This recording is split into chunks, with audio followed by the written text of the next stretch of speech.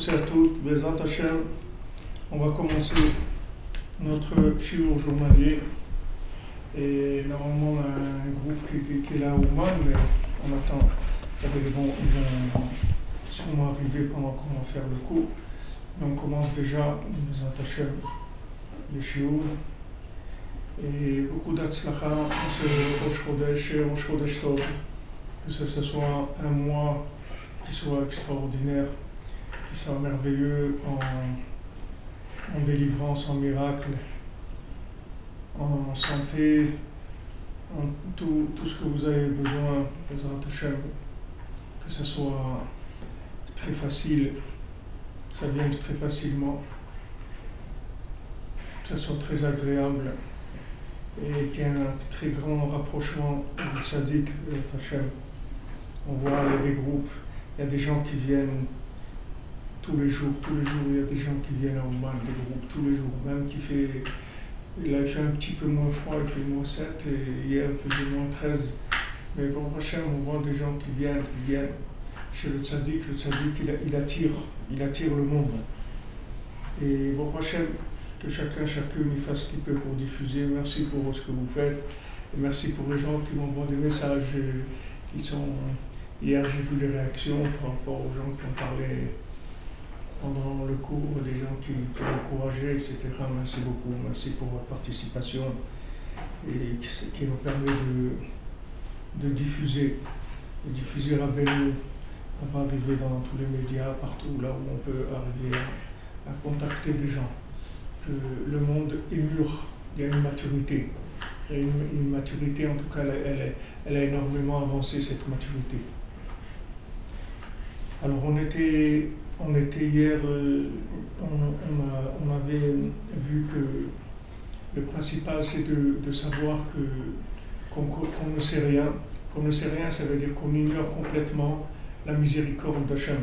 On ne sait pas ce que ça veut dire parce que c'est quelque chose qui ne se trouve pas dans le genre humain.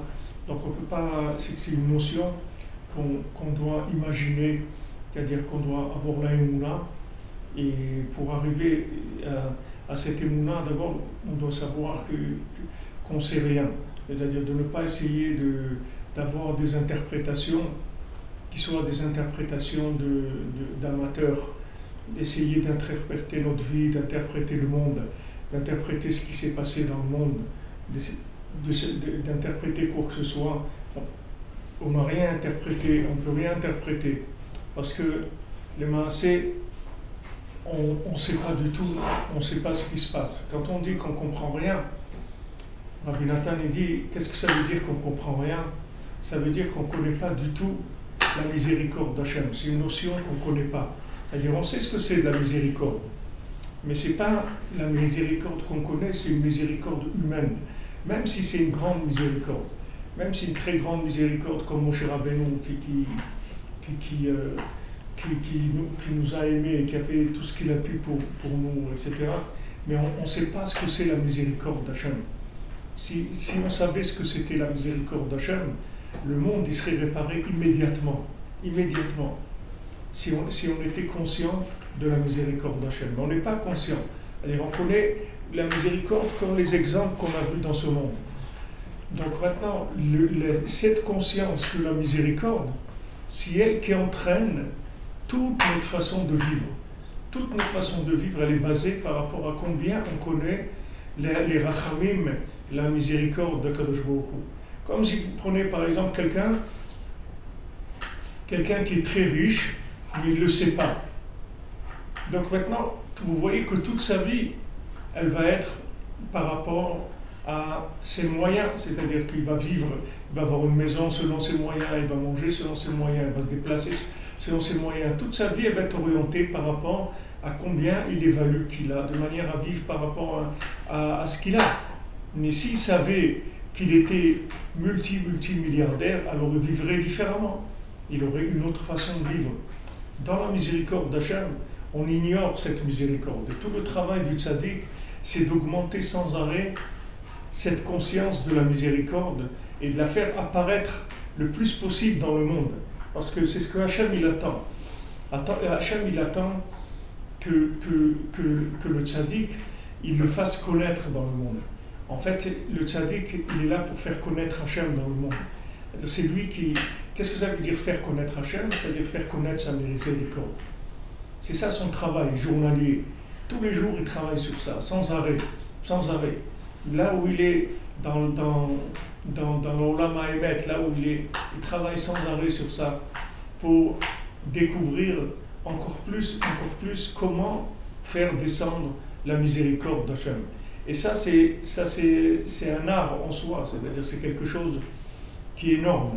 Parce que quand le tzaddik il arrive à faire descendre la miséricorde d'Hachem, ça veut dire que tous les gens qui étaient éloignés, ils ont une possibilité de se rapprocher, comme je vous ai dit hier. Tous les gens qui sont éloignés, en fait, ils sont emprisonnés par des résultats de jugement qui ont fait qu'ils sont enfermés dans une façon de voir les choses. Et ça vient de ces anges-là, soi-disant de vérité, qu'avec cette vérité-là, ils ont enfermé le monde. Avec cette vérité-là, ils ont enfermé le monde. C'est-à-dire que les gens, ils pensent qu'ils sont... Shalom. Les gens pensent qu'ils ont des limites, qu'ils sont comme ça, qu'ils sont comme ça. En fait, les limites qu'on a, c'est pas des limites véritables, ce sont des limites qui viennent de uniquement une vérité qui est fausse. Une vérité qui est fausse. Par exemple, si vous prenez un tribunal, on va voir, parce que Rabbi Nathan il va parler tout de suite d'un Bedin, d'un Dayan, comment il juge les gens. C'est-à-dire, si vous prenez un tribunal, par exemple, qui va juger quelqu'un, maintenant vous voyez qu'on essaye. Tu peux laisser ouvert que les gens. Si vous prenez un tribunal qui va juger quelqu'un, alors maintenant comment il va le juger? Il va le juger par rapport à ce qu'on a décidé que ça doit être le comportement d'un être humain. Un être humain, il doit se comporter comme ça, comme ça. Il y a certaines lois dans le monde. Certaines lois dans le monde qu'il ne faut pas voler. Donc ça a été décidé, tout le monde est d'accord. Il ne faut pas voler, il ne faut pas tuer, tout le monde est d'accord. Et après ça commence déjà à être plus délicat. C'est-à-dire, par exemple, du lachon hara, de parler du mal des autres. C'est pas quelque chose qui est puni par la loi.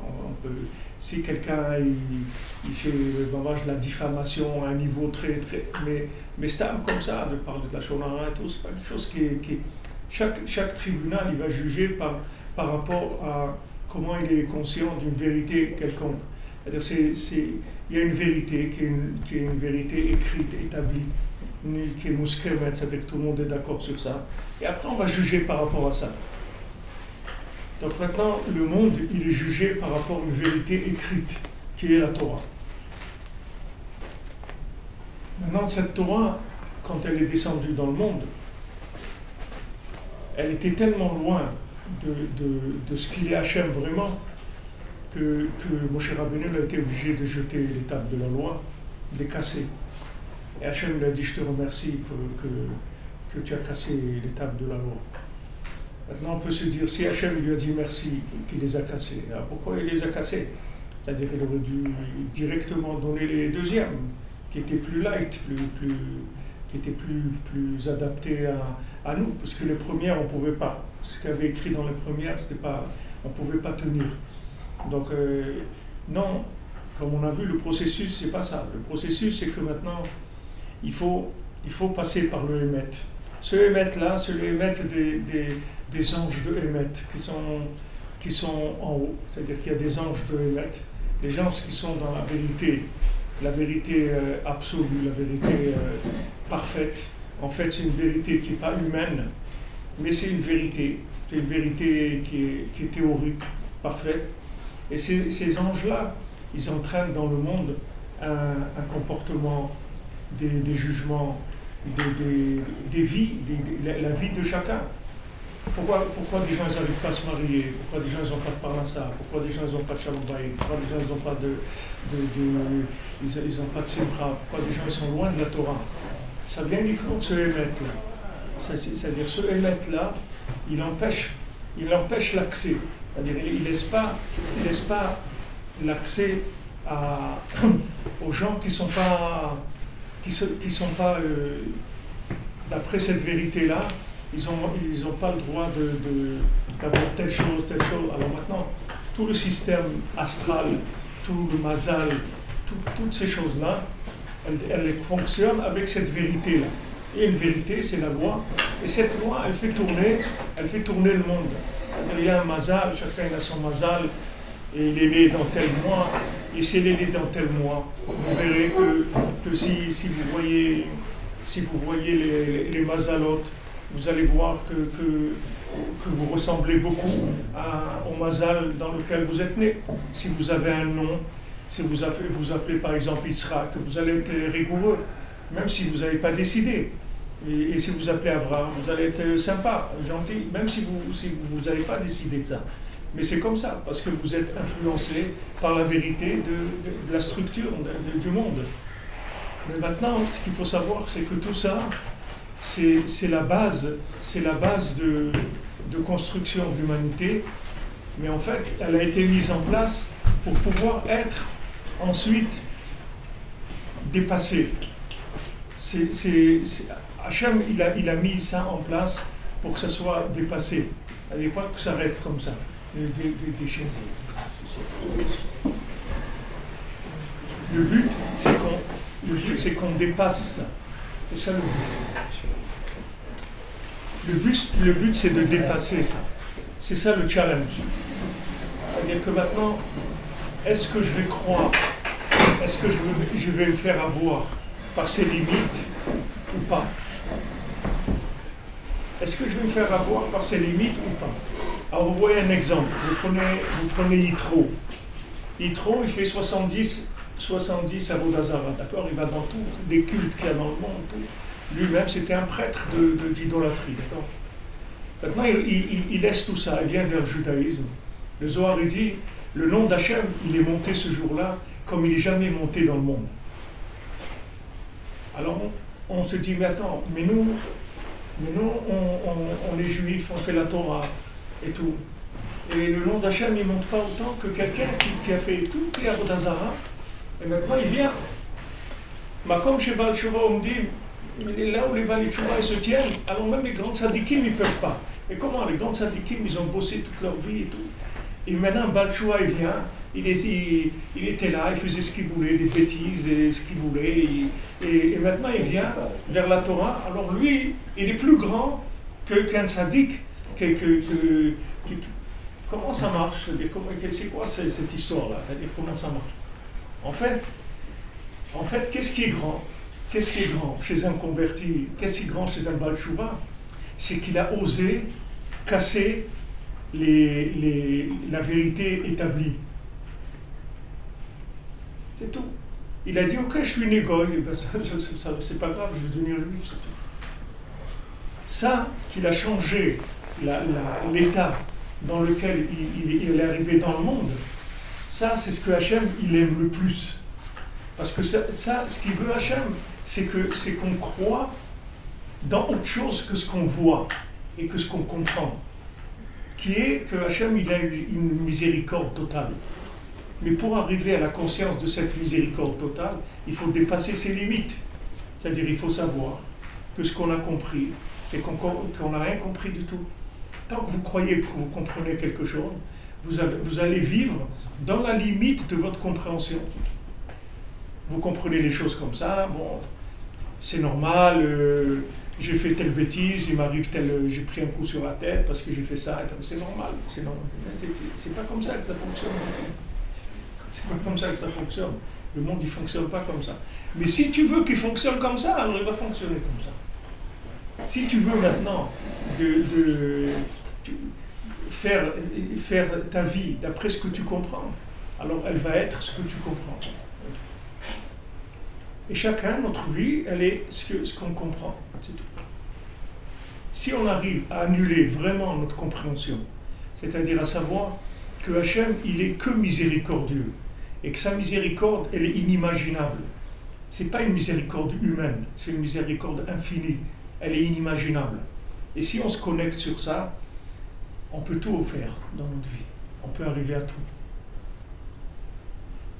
Il y avait ici une fois un monsieur avec nous, c'est à Rosh Hashanah, il est venu de Natania, je crois, de Natalia, c'est pas si, de Natalia, de Rana, je ne me rappelle pas. Il était ici, on mangeait ici, on était 80 personnes dans cette pièce-là, on mangeait à Rosh Hashanah. Et ce monsieur, il était paralysé, chaise roulante depuis des années. Il n'arrivait même pas il était assis là, mais il ne pouvait même pas aller se laver les mains, il fallait 2 personnes qui le portent pour pouvoir se laver les mains, vraiment paralysé complètement. Alors, quand il était une fois en bas, il y avait le Ravi Fergan d'Israël qui était en bas, et il l'a vu, il lui a dit, viens me voir après Rosh Hashanah. Après Rosh Hashanah, il va le voir. Alors, il lui dit, est-ce que tu crois que tu peux te lever maintenant? Alors, monsieur, il était... Alors, il lui a répété, est-ce que tu le crois? Est-ce que tu crois que tu peux te lever? Il lui a répété plusieurs fois, est-ce que tu crois que tu peux te lever? Et à la fin, le monsieur, il a dit, oui, il a dit, lève-toi. Il s'est levé. Ils ont plié la chaise, ils sont montés ici. Et celui qui était avec lui, il avait la chaise pliante. Je me rappelle. Tu te rappelles, tu étais là? Depuis, bon, pourquoi il était paralysé, ce monsieur? Parce que c'est dans sa tête qu'il était paralysé. Son corps, il pouvait fonctionner. Mais dans sa tête, il a dû avoir quelque chose, un choc, quelque chose, qui a fait qu'il a enregistré une paralysie des jambes. Il s'est coincé dans une vision comme ça. Donc ses jambes ne marchaient plus. Et c'est pas qu'elles ne marchaient plus parce qu'elles ne pouvaient pas marcher. Elles pouvaient marcher. Mais dans sa tête, il les a bloquées. Donc il lui a dit, est-ce que tu crois que tu peux sortir de ça? Et quand il a dit oui, je crois, lève-toi. Et bien, mais toute notre vie, c'est comme ça. Dans tous les problèmes qu'on a, ils sont comme ça. C'est aussi simple que ça.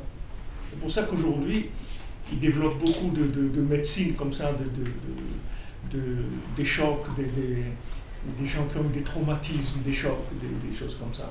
Vous allez voir des gens qui vous parlent tout de suite de votre enfance, comment vous avez vécu.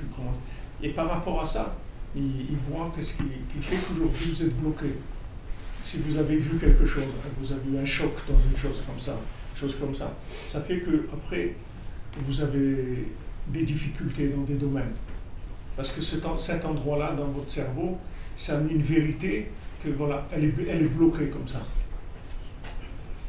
Si on vous a dit quand vous étiez petit, vous étiez incapable, vous êtes un nul, et si vous n'êtes pas un grand fou qui dit tout ce que vous racontez, j'en ai rien à faire, moi je sais que je ne suis pas nul, mais pour ça il faut être très très fort, il faut être un grand fou pour faire ça. La plupart des gens ils n'ont pas ça. La plupart des gens ils croient que ce que leurs parents ils disent c'est vrai, que leurs professeurs ils disent c'est vrai, ils croient que tout ça c'est vrai. Ils disent, vous voyez un professeur, il mesure 1m80, et vous êtes un petit enfant, il vous dit tu es nul, tu ne réussiras jamais dans ta vie, c'est pas la peine de croire. Tu vas faire des études, tu ne réussiras jamais. Mais si tu es un fou, alors tu peux dépasser, mais il faut être un fou. C'est pas tout le monde qui s'appelle Donald Trump. Un fou comme ça, il n'y en a pas beaucoup dans le monde. Un gars qui vient, qui dit Obama, tu vas voir, je vais être président. Et tous les médias, et tous les gens qui fonctionnent avec la vérité, ils ont dit no way, impossible, jamais il sera président. Voilà, il est devenu président. Parce que même tous les trucs, les sondages, l'IFOP, tout ce que vous voulez, ils se basent par rapport à des analyses de vérité. Non. Voilà, ils normalisent les choses par rapport aux normes qu'eux, ils ont envie de normaliser. C'est même pas, je ne sais même pas d'où ils sortent ces normes. Mais eux, ils ont... Et ça marche. La plupart du temps, ça marche. Pourquoi? Parce que ça, c'est la preuve de voir que vous voyez qu'on est esclave des systèmes. Si lui, il peut savoir déjà ce que je vais faire, ça veut dire qu'on est des esclaves. On n'est pas libre. Les gens, ils parlent de liberté, fraternité, tout ça. Mais on n'est pas libre. On n'est pas libre du tout. Puisque c'est eux qui conditionnent notre vérité. Il faut être un grand fou pour arriver à sortir de ça. Et Rabbi Nachman, c'est ça qui... Rabbi Nachman, lui-même, par rapport à tous les tzadikim qu'il y avait, c'est un grand fou. C'est-à-dire, il a fait des choses qui ont complètement... tous les systèmes de religieux, il les a cassés complètement. Il a dit, vous n'avez rien compris, ni à la Torah, ni à la prière, ni à la tzedaka, ni au Bam Israël, vous comprenez rien. Il a dit aux plus grands tzadikim, pas aux gens qui étaient... Il a dit, vous comprenez, vous n'avez rien compris. Vous ne connaissez pas du tout, vous ne savez pas ce qui se passe du tout. On parle des tzadikim qui voyaient le chariot de Cheskel, qui montait, qui parlait avec Mashiach et tout ça. On ne parle pas des tzadikim, des gens qui sont... On ne parle pas de rabbins, on parle des grands tzadikim. Et Rabbeinu dit, même ce que vous voyez quand vous montez, vous vous trompez. Ce n'est pas comme ça qu'on voit. Ce que vous voyez, c'est aussi... il y a beaucoup d'imagination, vous vous trompez. Ce n'est pas comme ça qu'on voit. Rabbi Nachman, c'est un grand révolutionnaire. Pourquoi? Parce qu'il a découvert la miséricorde d'Hachem. La miséricorde illimitée. Et si vous croyez, Be'emet, que vous êtes illimité, ça enlève toutes les limites de la vérité qui vous emprisonne. Et que cette vérité, c'est même pas une vérité que vous voulez, c'est la vérité de ces anges-là, que le jour de la création, ils ont accusé l'homme, et ils ont dit à Hachem, mais l'homme, il va fauter. Pourquoi tu vas le créer? Donc Hachem, il leur a dit, moi, je veux le créer parce que je m'appelle miséricordieux. Donc j'ai besoin qu'il faute pour exprimer ma miséricorde. Donc au contraire, c'est bien s'il faute. Parce que c'est comme ça que moi je vais pouvoir être miséricordieux. Comment je vais avoir pitié de lui? Il faut qu'il ait besoin de moi, qu'il vienne me dire, s'il te plaît, Hachem et tout. S'il peut se débrouiller tout seul, qu'il n'a pas besoin de moi, comment je vais révéler que je suis miséricordieux? Si c'est tous des gens capables qui font des choses, je vais voler ma miséricorde. Besoin de gens qui soient pas capables. Alors toute la difficulté, elle est là. C'est-à-dire que maintenant, d'après la vérité, on est incapable, on est nul, on vaut vraiment pas grand-chose, d'après la vérité. Et d'après le Emet Lehamito, on est des très grands tzadikim. L'écart, il est de plus en plus grand. C'est-à-dire qu'il y a de plus en plus de gens très grands qui sont en même temps, apparemment, ils sont nuls. Mais ils sont très grands. Le problème, c'est qu'ils ne savent pas.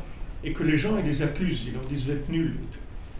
Ils vont à l'école, on leur dit qu'ils sont nuls. Ils vont dans une yeshiva, on les jette parce qu'ils n'arrivent pas à fonctionner dans le système.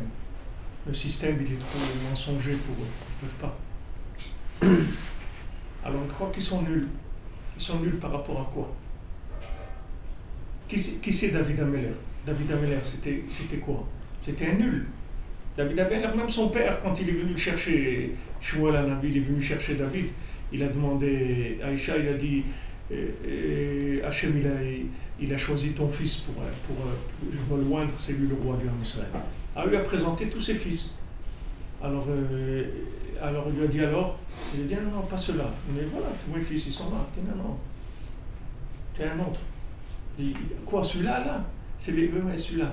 Quoi, celui-là, le taré, là, celui-là qui est toujours avec les moutons là-bas, toujours tout seul. Celui-là, celui-là. C'est lui, le Mashiach.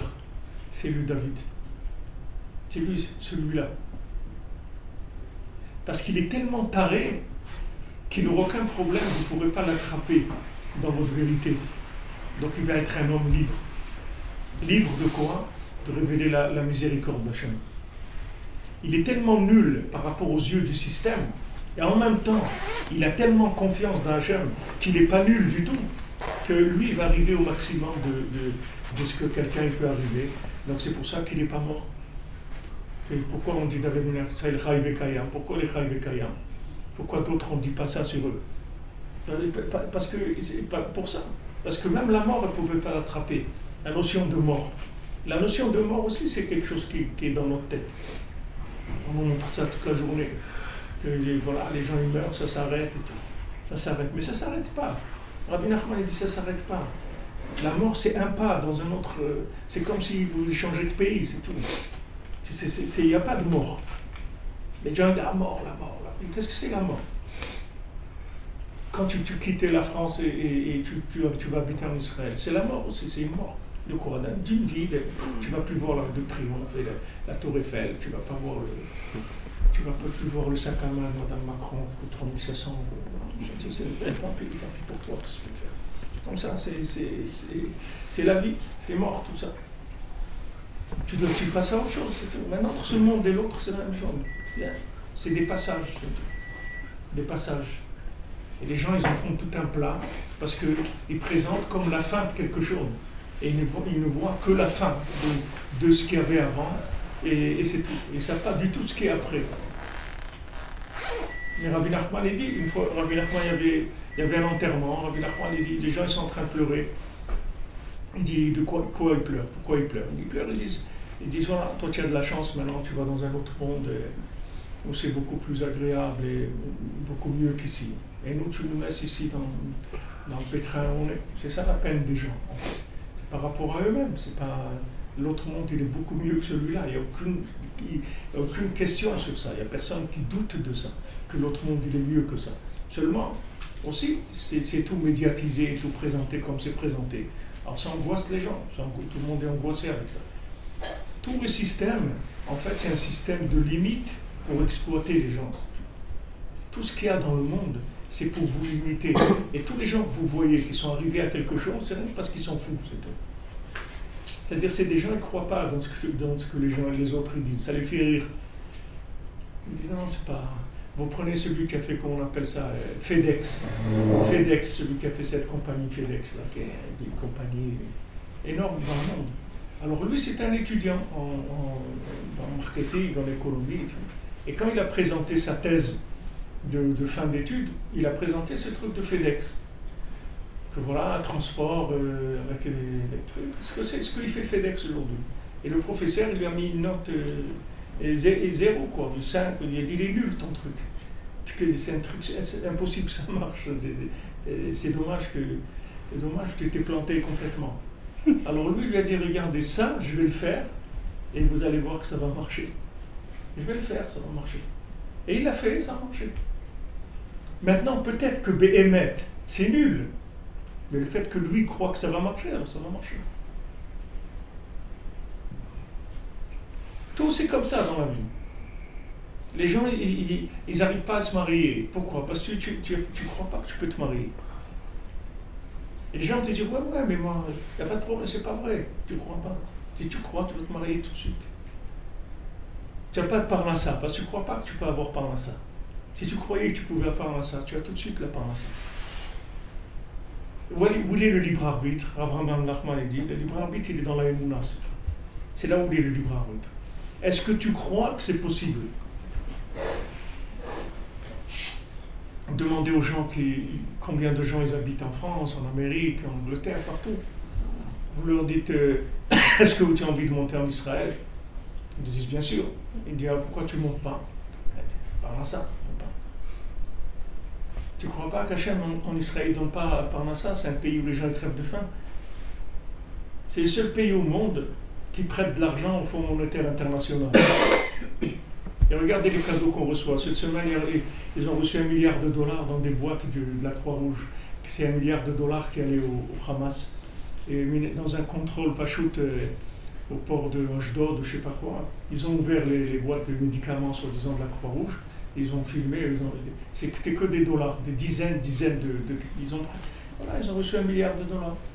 Cadeau. C'est le Hamas qui leur a fait cadeau. Est-ce que vous pouvez imaginer que le Hamas il va faire cadeau par l'intermédiaire de la Croix-Rouge? Vous allez regarder la Croix-Rouge. Vous croyez que la Croix-Rouge, qu'est-ce que c'est la Croix-Rouge? C'est le financement pour le terrorisme. Pour tuer, de tuer des gens. Vous voyez que Hachem il donne. Hachem il donne, c'est Hachem qui décide. Seulement, il faut y croire, c'est tout. C'est ça qui est difficile. C'est ça qui est difficile. Et ce qui nous empêche de croire, c'est les limites de notre vérité. On dit non, ça c'est impossible.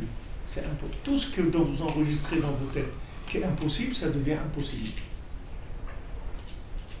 Mais si vous l'imaginez, ça devient possible. Vous voyez même dans des films, par exemple, il est arrivé des fois où il y a des acteurs qui ont joué des films, ils ont joué des rôles. Maintenant, pour être un acteur, Et il faut avoir ça, c'est-à-dire si vous ne devenez pas le personnage que vous allez jouer, vous ne pouvez pas faire un film.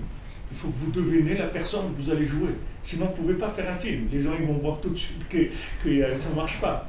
Quand vous voyez un film, il faut que quand vous voyez la personne, vous voyez ce qu'elle est en train de jouer. C'est elle. Sinon, vous allez voir un décalage. C'est pas...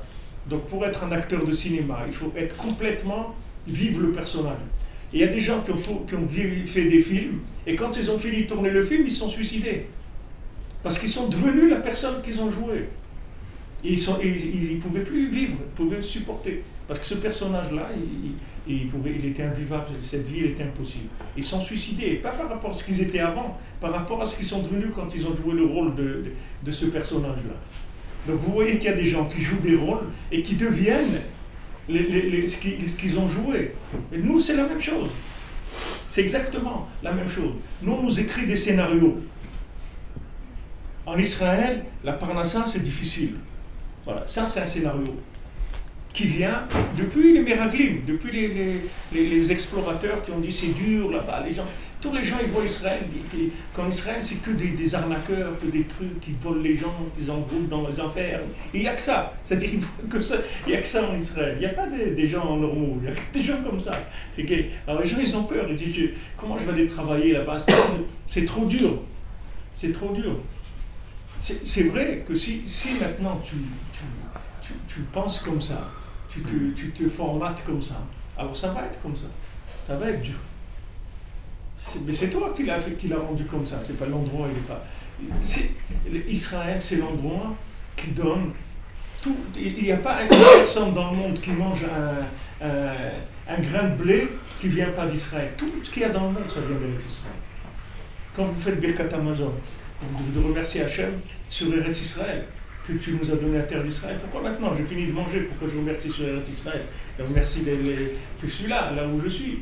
Si je suis à Oman, ou je suis à Paris, ou je suis là où je suis. Je remercie Hachem, merci que tu m'as donné à manger ici. Non. Quand je remercie sur la nourriture, je remercie d'Eretz Israël. Parce que tout ce qu'il y a dans le monde, ça vient d'Eretz Israël. Et vous pensez qu'en Eretz Israël, il n'y avait pas de parnassa. Regardez la tête de quelqu'un, comment elle est formatée. Tout ça, c'est parce que les gens ils vous ont fait peur, c'est tout. Ils vous ont angoissé. C'est dur, les médias, les gens, ils parlent, les trucs. C'est eux qui sont durs, c'est pas la terre d'Israël. C'est eux qui sont durs. Mais comme la terre d'Israël, c'est direct, c'est très direct, c'est pas enveloppé. Donc, ce que vous avez dans la tête, vous allez le vivre tout de suite. Il n'y a pas de gants. En Israël, il n'y a pas de gants. Ailleurs, un peu de gants, c'est un peu enveloppé. En Israël, c'est direct, il n'y a pas de gants. Les gens, ils n'ont pas de gants. Vous pouvez voir quelqu'un, vous avez l'impression qu'il est dur, le truc et tout. Et vous avez, si vous avez besoin de quelque chose, il va vous accompagner, il va vous prêter de l'argent, presser sa voiture, et vous allez voir un recette. Et pourtant, vous l'avez vu avant, vous avez vu quelqu'un, vous croyez qu'il était dur et tout. Mais tout ça, c'est dans la tête, que dans la tête. Alors, tous les blocages qu'on a dans notre vie, ils viennent que de ça. Donc, maintenant, pourquoi c'est comme ça? Parce que, pour pouvoir nous donner une récompense, c'est-à-dire pour qu'Hachem il puisse nous récompenser, Hachem, il a fait que le monde est apparemment comme ça, et que notre libre arbitre, c'est de dépasser l'apparence du monde et de croire que tout est possible. C'est pour ça qu'on est là. Si vous vivez dans la vérité que vous avez comprise, c'est pas ça qui va vous faire avancer, et c'est pas ça qui fait avancer le monde. Pour faire avancer le monde, il faut que vous arriviez à vivre connecté à une vérité qui n'est pas réelle dans ce que vous voyez. Elle va devenir réelle, mais pour l'instant, elle n'est pas réelle. Ça s'appelle Emet le Amito. C'est-à-dire, il y a un Emet, il y a Emet le Amito. Et ce Emet le Amito, il n'a rien à voir avec le Emet. Il peut être complètement différent. Rien à voir. Par exemple, Rabbi Nathan, l'élève de Rabbeinu, comme je vous ai dit, au Hashem, Rosh Chodesh Tov, Chodesh Shvat, Rabbi Nathan, il avait l'habitude de venir tout le temps au Man, au Rosh Chodesh Shvat. C'était une des habitudes de Rabbi Nathan, toujours il était là. Et tous les Breslevers, ils venaient avec lui, ils étaient toujours ici à Rosh Chodesh Shvat. Ils faisaient Soudat Rosh Chodesh ensemble, ils étaient là. Tous les Rosh Chodesh Shvat, c'est comme ça. Et Rabbi Nathan lui-même, il est né le 15 Shvat.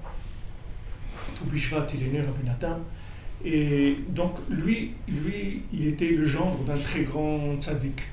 Très grand tzaddik, très grand rave, qui était rave sur 60 villes en Ukraine. C'était un très très grand rave, son beau-père. Alors son beau-père, il lui a arrangé quelque part qu'il soit rave d'une région. Alors il a demandé à Rabbi Nachman, il a dit Rabbi, voilà, mon beau-père il m'a proposé ça, que je devienne rave dans une région. Est-ce que vous pensez que c'est bien? Est-ce que c'est bien que je fasse ça? Rabbi nous l'a dit, c'est bien.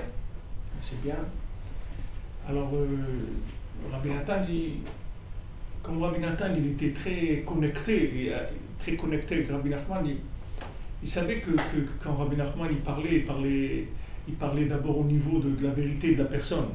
Et Rabbi Nachman ne disait pas aux gens des choses que les gens n'étaient pas prêts déjà eux-mêmes à entendre s'ils n'avaient pas ouvert un peu. Alors Rabbi Nathan, il dit, mais Rabbi, Behemet, c'est bien d'être rave. Alors Rabbi Nathan lui dit, Behemet, c'est bien. Alors Rabbi Nathan dit, mais Rabbi, Behemet le Amito, c'est bien. Il dit, Behemet le Amito, c'est pas bien du tout, il ne faut pas être rave. Donc, vous voyez que ça peut être le contraire, complètement. Si vous voulez le émettre, fonctionnement des valeurs sociales du monde, pas de problème. Voilà la liste des choses qui sont bien, d'après la conception sociale des choses. Maintenant, vous voulez autre chose? Venez, il y a autre chose. Mais ça, il faut que vous ouvriez la porte. Il faut que vous ouvriez au moins un petit peu. Que vous imaginez qu'il y a autre chose. C'est vrai que vous avez compris des choses et qu'on vous a aidé à comprendre, et que vous a même influencé pour comprendre tout ce que vous voulez. Mais il faut imaginer qu'il y a autre chose derrière ça. Si vous n'imaginez pas ça, vous allez rester comme vous êtes, c'est tout. Vous allez, comme on dit, expédier des affaires courantes, c'est tout. Il ne va rien se passer de spécial. Rien de passer de spécial. Si vous croyez que vous pouvez avoir quelque chose, vous allez l'avoir. Mais si vous n'y croyez pas, vous n'allez pas l'avoir. Maintenant, il y a une espèce d'émouna qui se trouve dans le émet, c'est-à-dire dans la vérité de chacun. Il y a toujours une petite ouverture vers la émouna en disant Bezrat Hashem, beaucoup va m'aider, ça va s'améliorer, etc. Mais c'est pas quelque chose qui est ouvert vers l'infini. Il faut ouvrir vers l'infini. C'est-à-dire il faut une imagination totale. Il faut ouvrir l'imagination complètement. L'imagination, c'est la émouna. Le tov, le bien qu'il y a dans l'imagination, c'est la émouna. Il faut ouvrir complètement. Maintenant, il y a des valeurs qui sont des valeurs réelles du monde, social. Il faut être un homme, un mari, un père de famille, tout ce que vous voulez avant d'être un juif, avant d'être tout. Il faut être un homme d'abord, avant tout. Hier, il y avait une discussion avec les dames et des gens que le mari il étudie toute la journée et tout. Alors, j'ai dit que ce que j'ai appris, pas de moi je sais rien du tout, ce que j'ai appris, c'est-à-dire ce que nous ont dit les rabbinim qui voyaient qu'aujourd'hui quelqu'un il ne peut pas étudier toute la journée. C'est tout, quelqu'un il doit travailler. Maintenant ça ne veut pas dire parce qu'il va travailler qu'il ne va pas étudier. C'est-à-dire c'est pas celui qui veut maintenant que quand il travaille 8 heures par jour, il a un alibi pour ne pas étudier. Voilà, il a un alibi, il a travaillé 8 heures par jour. Mais le Rambam il dit qu'il n'y a pas, c'est les 3-8. Tu as 8 heures pour travailler, 8 heures pour étudier et prier, et 8 heures pour manger et dormir. Tu as les 3-8. Tu as les 3-8, tu peux étudier 8 heures par jour. C'est-à-dire quelqu'un qui étudie 8 heures par jour, c'est pas, il n'a rien fait de spécial. Parce qu'il a 8 heures, on peut travailler aussi. Pourquoi il n'y a pas de travailler? Alors aujourd'hui, les gens ne sont pas capables. Il y a un sur 10 000 qui peut étudier toute la journée. C'est-à-dire, quand on dit étudier toute la journée, ça veut dire 14 heures, 16 heures par jour. Il y a 1 sur 10 000 qui peut faire ça. Si vous prenez en Israël, disons, je ne sais pas, il y a 300 000 religieux, 1 sur 10 000, ça fait 300 qui peuvent faire ça dans toute Israël, qui sont capables, c'est-à-dire de le faire, de réussir là-dedans. Et le reste des gens, ça ne veut pas dire qu'ils ne peuvent pas étudier, ils peuvent étudier, ils doivent étudier 8 heures par jour. Mais seulement, il faut qu'ils travaillent, parce qu'ils ont besoin d'un contact avec la réalité qui se trouve au niveau des 39 travaux. Si Hachem il a donné cette malédiction à Adam Arishon, c'est une malédiction par rapport à ce qu'il aurait pu être, mais cette malédiction elle est réelle aujourd'hui et chacun il doit passer par là, à moins qu'il ait quelque chose, s'il avait un héritage, s'il a une bracha, il a quelque chose, c'est autre chose. Mais si quelqu'un il n'a pas, Il doit travailler, c'est tout ça. Hachem, il le met sur la route où il doit avancer. Et de là-bas, il va commencer à développer. Si toujours, il ne s'enferme pas dans l'emprisonnement de la chose. Comme en Égypte, ils ont été à Komina Avoda, ils étaient dans l'Avoda, dans le travail, ils ont crié vers Hachem, ils ont crié, Hachem il a ouvert. Pourtant, dans l'esclavage où ils étaient, vous ne pouvez pas imaginer qu'ils allaient sortir. Voilà, ils ont crié, ils sont sortis de l'endroit où on est. Alors, Rabbi Nachman, il nous apprend les deux choses. D'un côté, on doit être là où on est, et il ne faut pas planer du tout. Et d'un autre côté, on doit être branché, connecté à des aspirations qui sont énormes. Et ces deux, il faut les gérer en même temps. Parce qu'il y a des gens qui jouent, soi-disant, les aspirations énormes, mais ils déconnectent de la réalité. Donc avec ça, on n'a rien fait. Parce que la Emouna, elle est toujours connectée avec du Emet. Si la Emouna, elle n'est pas... Quand on dit Emet les Amito, ça veut dire qu'il y a une base de Emet. Et sur ce Emet-là, on va émettre les Amito. Mais si on déconnecte de la réalité, alors on devient farfelu, c'est n'importe quoi. Il faut être... La grandeur, c'est d'être dans la réalité et d'être connecté à des choses qui sont complètement en dehors de tout ce que vous pouvez voir. Les deux en même temps. Vous fonctionnez dans le Emet, et Béhémet, vous vivez dans le Emet, les Amito, mais vous fonctionnez dans le Emet. Ani Yeshena, Velibi Er. Je dors, mais je ne dors pas. Mon cœur est réveillé. Toi, tu crois que je dors, je ne dors pas. Je suis en train de travailler et tout, et tu crois que je dors. C'est-à-dire que je suis dans le travail et tout, mais je ne suis pas là-dedans. Je fais ça, mais je ne suis pas là-dedans. La preuve, tu verras que s'il passe quelque chose, que mon cœur il va scanner, que cette chose-là maintenant, elle est intéressante, importante, tu vas voir que je vais laisser ça pour aller vers ça, et pour le faire. Après, je reviens à mon travail. Parce que mon cœur il est réveillé, même si je dors. David et Shlomo Amelech, il dit Shchora ani venava, je suis noir, mais je suis belle. C'est-à-dire tu crois que je suis noir, c'est-à-dire que tu crois que mon dossier il est pas bien, mais c'est pas vrai. Regarde un petit peu derrière, tu vas voir que je suis belle. Mais il faut que tu regardes derrière. Il ne faut pas que tu te laisses attraper par les... Alors Rabbi Nathan il dit notre épreuve aujourd'hui, c'est que justement on doit vivre tous les jours en mission impossible. C'est-à-dire que tous les matins quand on se lève, c'est une mission impossible. C'est-à-dire qu'on ne sait pas du tout comment on va faire. Et il faut se lancer. Et on se lance avec la Emouna. Chadashim la Bekarim Rabba Emunatecha. Tout le matin on se lève, on a renouvelé la Emouna. Toute la raison pourquoi on dort, c'est pour oublier la vérité, pour se lever avec une imagination renouvelée. Pourquoi on est fatigué? Parce que la vérité, elle nous a fatigués. Si vous arrivez à vivre avec la Emouna, vous allez voir que votre temps de sommeil il va se réduire. Et vous pourrez dormir que 2 heures ou 3 heures par nuit. Vous ne serez pas fatigué. Ce qui vous fatigue, c'est la lutte de la logique avec la vie. C'est ça qui fatigue. Quand les gens ils finissent la journée, ils disent aujourd'hui, je suis cuit aujourd'hui, à plat complètement, j'ai plus de force. De quoi il n'a plus de force? C'est pas physiquement qu'il n'a pas de force. C'est que sa tête, elle a trop lutté contre des choses dans la journée. Il y a eu trop de contradictions, de choses qui étaient difficiles à gérer dans la logique. Ça a fatigué la personne.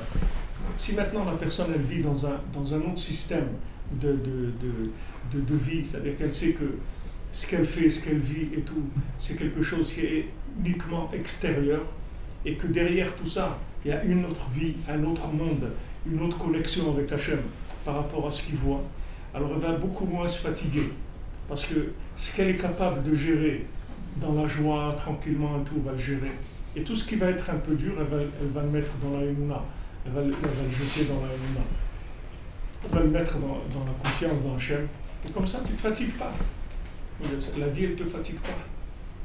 Qu'est-ce qui te fatigue? C'est tout. Tous les jours comme ça.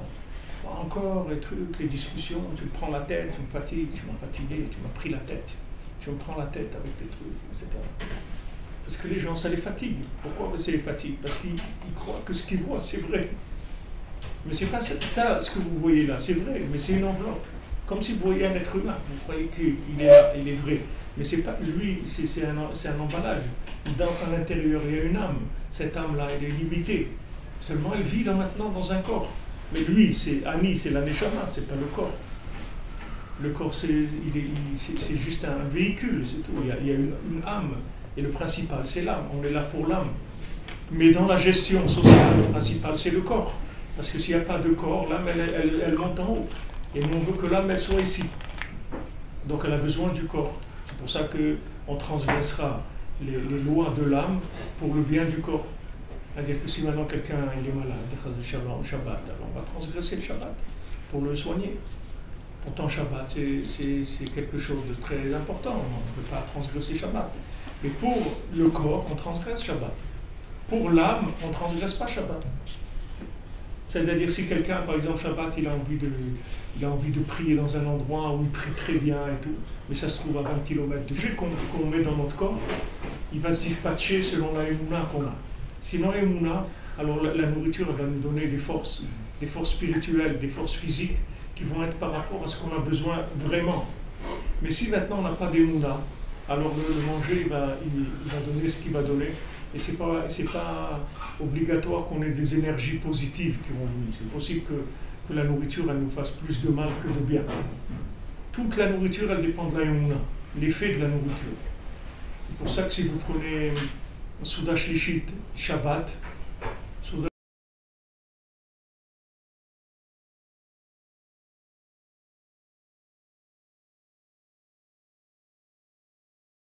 Shlishit, Shabbat, et c'est la Seuda de Yaakov Avinu. C'est le repas le plus élevé du Shabbat. Puisque le mincha de Shabbat, ça s'appelle Rava de Rahavin, le Ratson Sheberitzonot, le vouloir du vouloir. C'est le plus élevé du Shabbat.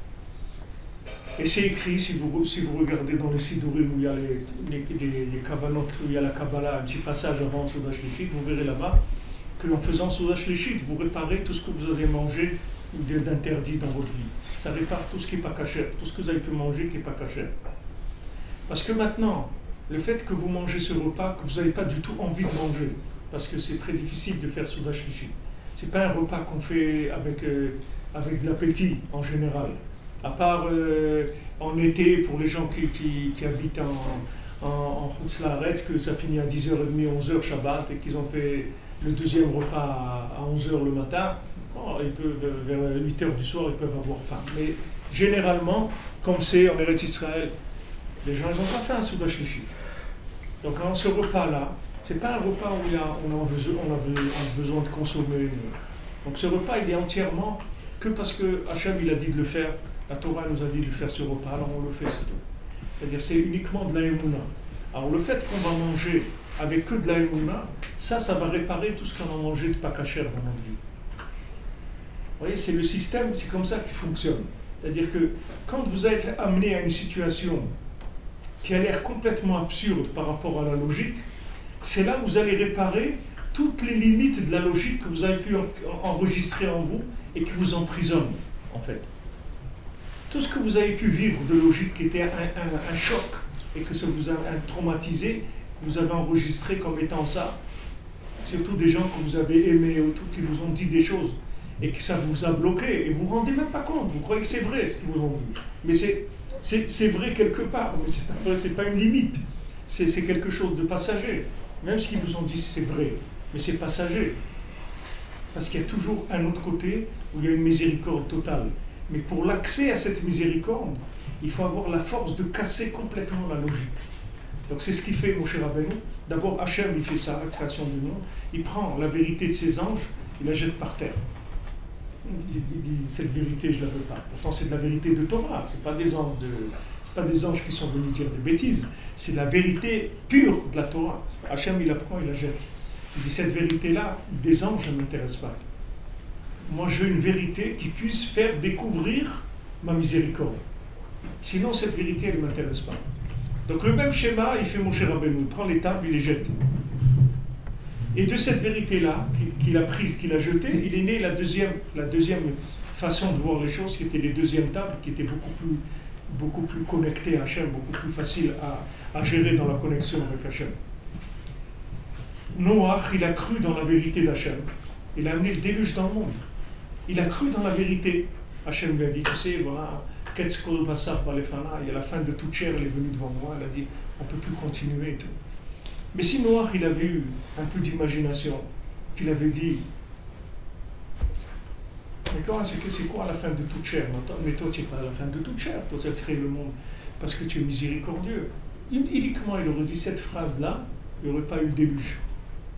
Mais il n'arrivait pas à imaginer, parce que la scène, elle apparaissait trop vraie.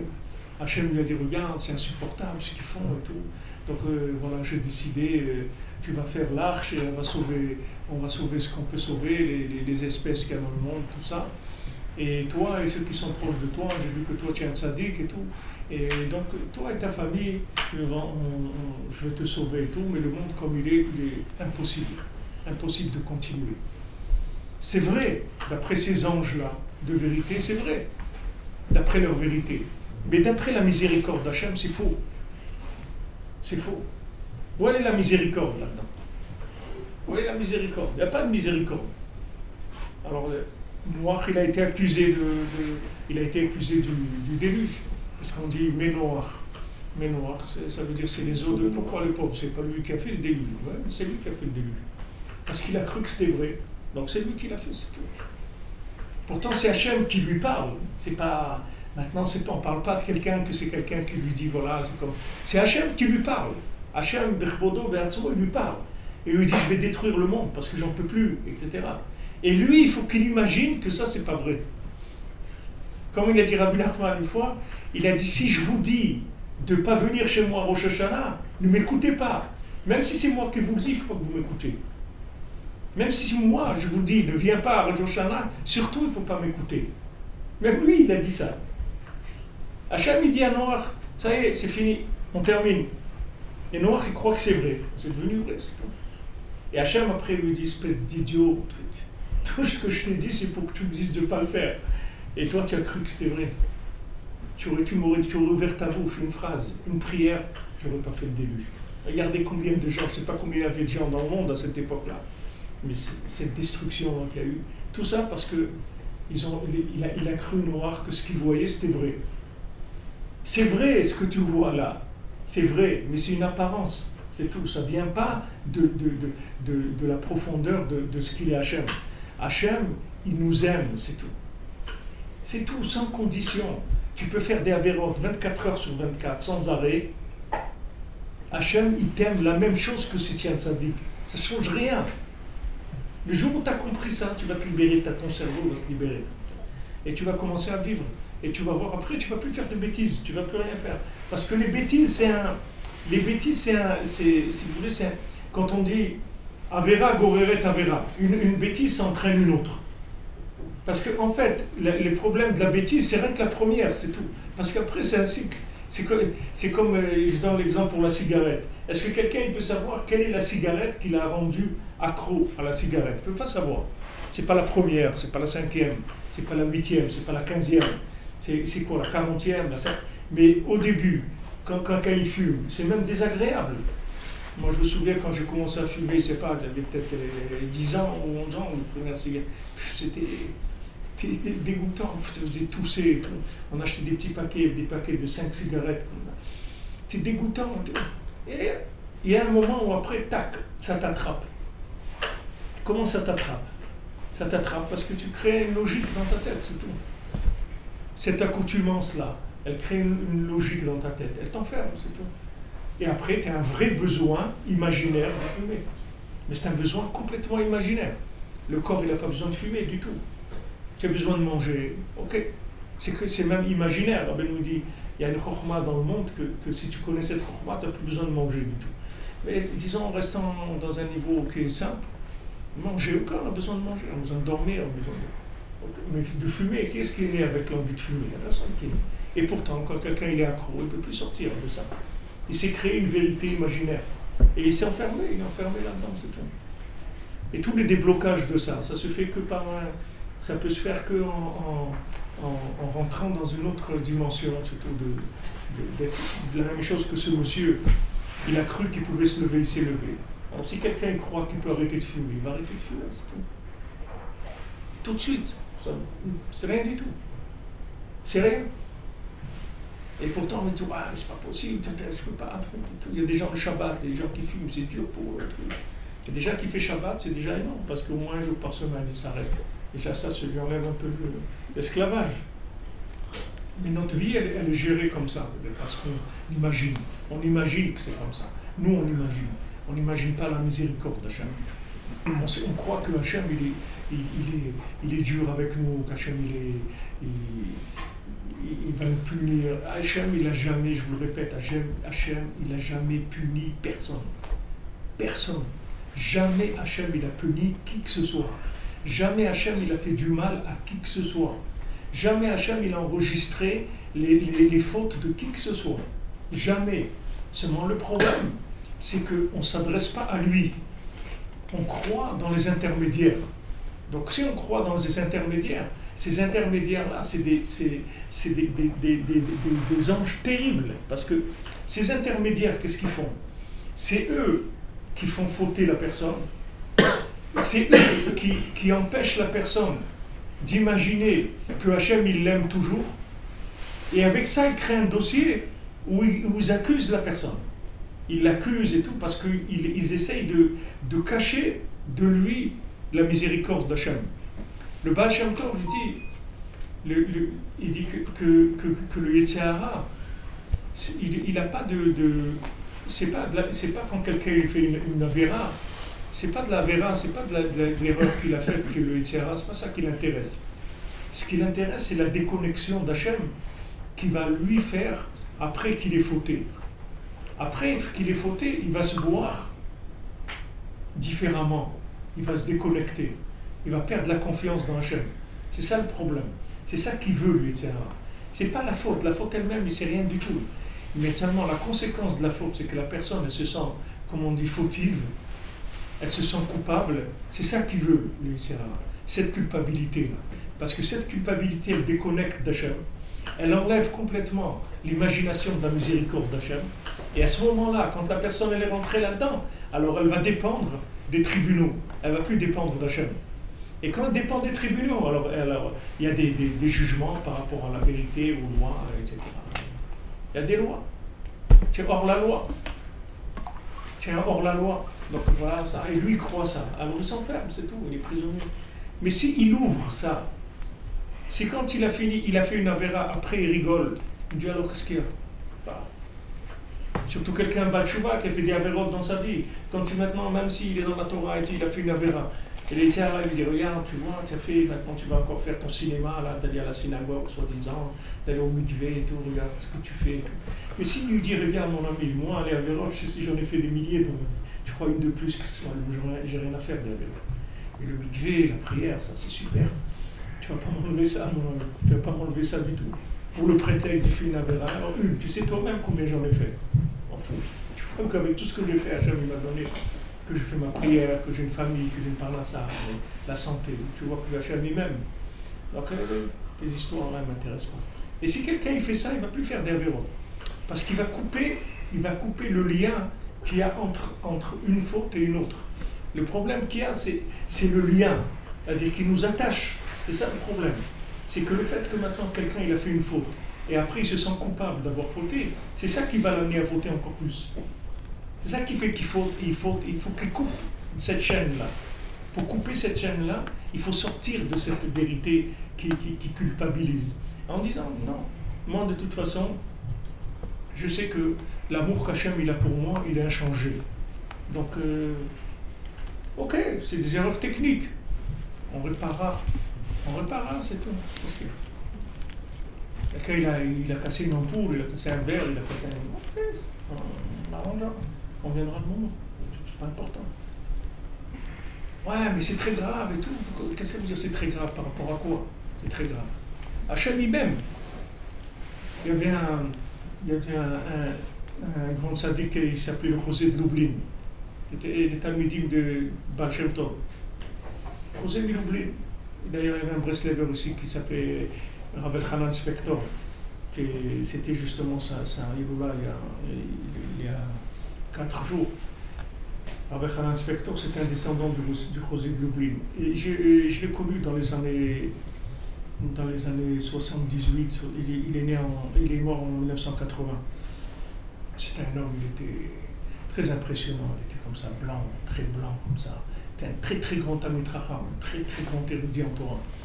Et il connaissait toute la Torah, il était le Chazon Ish, il lui donnait à corriger, le Chazon Ish, le grand de Bnei Brak, il lui donnait à corriger ses livres. C'est le seul à qui il donnait à corriger ses livres, qu'après il lui disait pas ramène-moi les corrections. Il lui dit quand tu finis de corriger, tu donnes à l'imprimeur directement. Tellement c'était quelqu'un de très très grand dans la Torah, un descendant il était ici, il était à Ouman.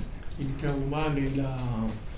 D'ailleurs, lui, je ne sais pas si vous avez été au Parc Sophia, mais quand on rentre au Parc Sophia, sur la gauche, il y a une source. Je ne sais pas si maintenant elle marche, peut-être c'est gelé avec le froid. Mais quand on rentre au Parc Sophia, sur la gauche, il y a une petite source. Alors, il y a une dame qui nous a raconté, qui est encore vivante maintenant, elle a plus de 90 ans, c'est une descendante de Rabbeinu, une descendante directe de Rabbi Nachman, qui habite à Yerushalayim. Elle nous a dit quand elle avait 17 ans, elle était une fois au Parc Sophia, et il y avait ce Rav Elchanan Spector qui était là-bas, il lui a dit bois de l'eau de la source. Alors c'est une jeune fille comme ça, elle a dit un truc. Il lui a dit écoute, ne sois pas bête, bois cette eau-là, et tu verras, ça va te garder, ça va te sauver toute ta vie, bois de l'eau de la source. Et elle a bu de l'eau de la source, et après elle a passé tout, Auschwitz, les trucs et tout. Elle est sortie, elle et son mari aussi, son mari qu'elle s'est mariée après Auschwitz, mais son mari aussi il était à Auschwitz, et lui aussi, quand il priait toute la journée pour être enterré qu'il ne soit pas brûlé et tout, parce qu'il lui avait dit qu'il devait passer à la chambre à gaz tel jour et tout. Alors il faisait que prier toute la journée sur ça, que Hachem lui donne qu'il soit enterré comme il faut, qu'il ne soit pas brûlé, etc. Alors Rabbeinu lui est venu en rêve, il lui a dit c'est ça un Breslever. Tu pries pour être enterré, mais ne prie pas pour ça, prie pour sortir, pour vivre, pour te marier. Alors il s'est levé au milieu de la nuit comme ça avec ce rêve, il a prié, mais comme ça, il est sorti d'Auschwitz, il s'est marié avec cette dame-là, je crois qu'elle s'appelle Sarah. Elle habite à Yerushalayim. Lui, il est décédé il y a une dizaine d'années, le mari, mais elle est toujours vivante, elle a plus de 90 ans. Donc elle a bu de cette eau-là, et c'est ce Rav Elchanan Spector qui lui a dit ça. Et aussi Rav Elchanan Spector, il était avec le groupe, une fois ils sont venus les Cosaques, je ne sais pas comment ils appelaient, ils sont venus à la Choule Breslev ici, à la synagogue, en face, la synagogue de Rabbi Nathan, celle que vous voyez en face, quand vous êtes au-dessus, vous voyez en face une construction avec des fenêtres comme ça, c'est la synagogue qu'il a construit Rabbi Nathan, c'est là-bas où priaient les Breslevins. Donc une fois ils sont venus ces Cosaques ou ces bandits là, ils ont pris tous les Breslevins, ils les ont emmenés au Parc Sophia pour les tuer. Et quand il est arrivé le chef de ces bandits, il a vu tous ces Breslevins avec des péotes, ils avaient des barbes comme ça qui étaient longues et toutes.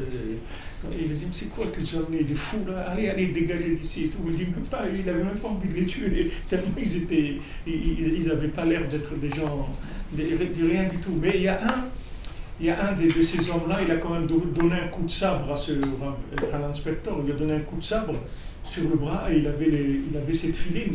Et le sabre, il est tombé au milieu, il lui a coupé le boîtier des tefilines en deux et il n'a rien eu du tout. Pour vous dire, je vous parle de ces Breslevers, c'est toujours un grand route de raconter ce qui s'est passé avec eux, parce que ce qui s'est passé avec eux, avec chacun d'entre nous, Rabbeinu l'a dit, chacun de ceux qui est attaché à Rabbeinu, il y aura beaucoup à raconter sur lui. Il y a beaucoup de choses à raconter, ce qui sont passés avec lui. Alors lui, c'était un descendant de ce José de Lublin. Et ce José de Lublin, qui habitait donc dans la ville de Lublin, c'était un visionnaire, un grand tzaddik. Et il avait quelqu'un, tout ce qu'il avait chez lui à la maison, il venait toujours le voir pour tout.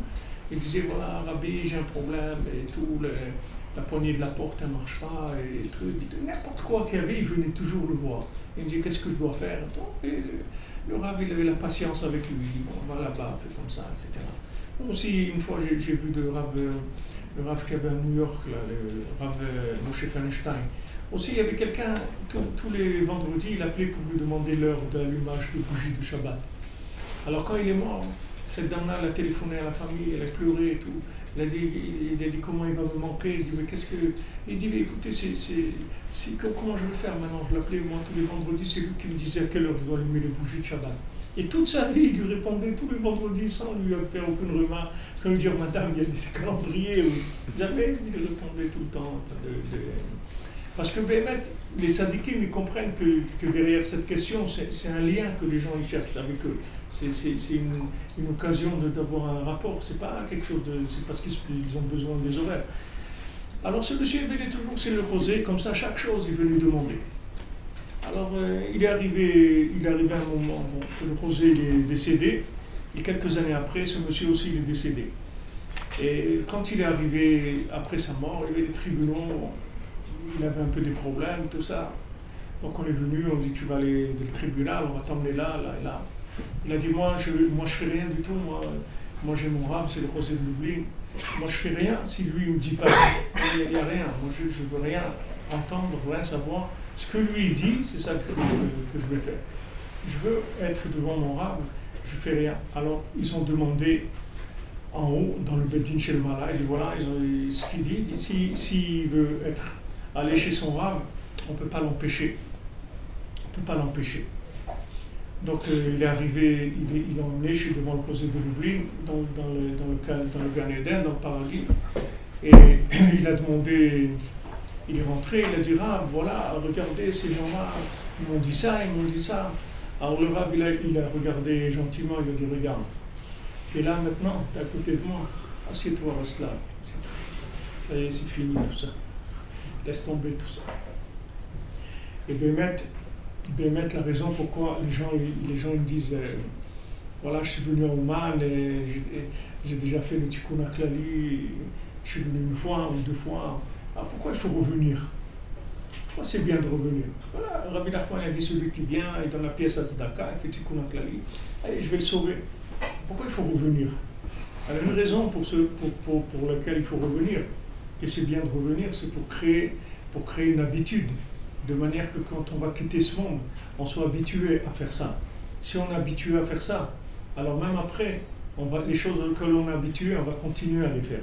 Et ça va nous permettre d'arriver. C'est-à-dire c'est pour rentrer la chose plus dans l'imaginaire, c'est-à-dire qu'on soit plus marqué de cette attitude-là. Une fois, Rabbi Nachman, il a dit, à Shavuot, il a demandé à ses élèves, il a dit un tel, et celui-là, là, pourquoi il n'est pas là? Alors les élèves lui ont dit, mais Rabbi, il est mort. Alors Rabbi Nachman a dit, alors qu'est-ce qu'il y a? Parce qu'il est mort, qu'il ne doit pas être chez moi à Shavuot. C'est pas ça. Alors, après Shavuot, il leur a dit, Bémet, il est venu, il était là. Alors pourquoi c'est comme ça? Parce que comme cet homme-là, toujours il avait l'habitude Shavuot d'aller chez Rabbi Nachman. Donc quand c'est venu Shavuot, c'est venu aussi, même qu'il n'était plus de ce monde, c'est venu qu'il doit aller chez Rabbi Nachman, c'est Shavuot, voilà, regardez. Quelqu'un tout le temps il vient, tout le temps il est là au Shoshana, tout le temps il vient. Alors ça aussi ça vient là-bas. Cette habitude elle se crée là-bas. Et la personne ça lui facilite tous les passages.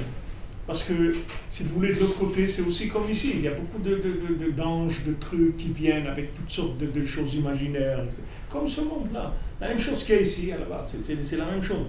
Il y a toutes sortes de blocages qu'on essaie de nous détourner, de nous amener dans des endroits où on ne doit pas aller, etc. Comme ici, c'est là-bas, c'est la même chose. Donc ici, il faut se mettre des repères.